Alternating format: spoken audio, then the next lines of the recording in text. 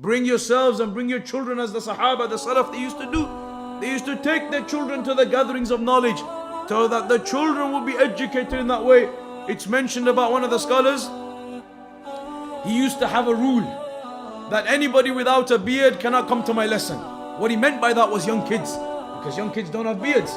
So he wanted to keep the young kids out because they mess around. So he made a principle, anybody without a beard can't come. So young kids, it would be impossible because they don't have beards. On one occasion, one of the scholars took his son with him, who didn't have a beard, young child at the time.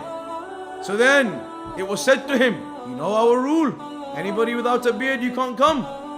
But then the scholar said to them, test my son, test him. Test him. When they tested him, his memorization was better than the men with the beards in the gathering. So then they allowed him to sit. But the point being, this is how the Salaf, they were keen to take their children to the gatherings of knowledge.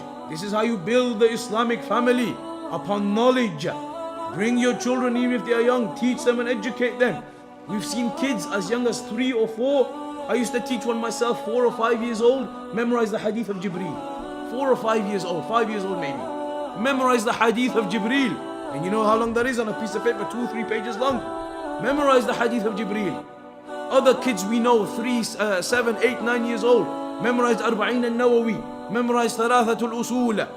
You need to take importance with these affairs. The community, it needs to build upon Salafiyah. It needs to build upon these principles that we've been talking about.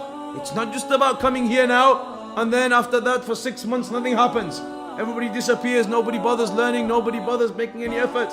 Rather you continue, and that continuation of seeking knowledge and building yourselves, it increases your iman, and it increases the da'wah, increases the salafiyah, spreads amongst the people in the community and the relatives and the families.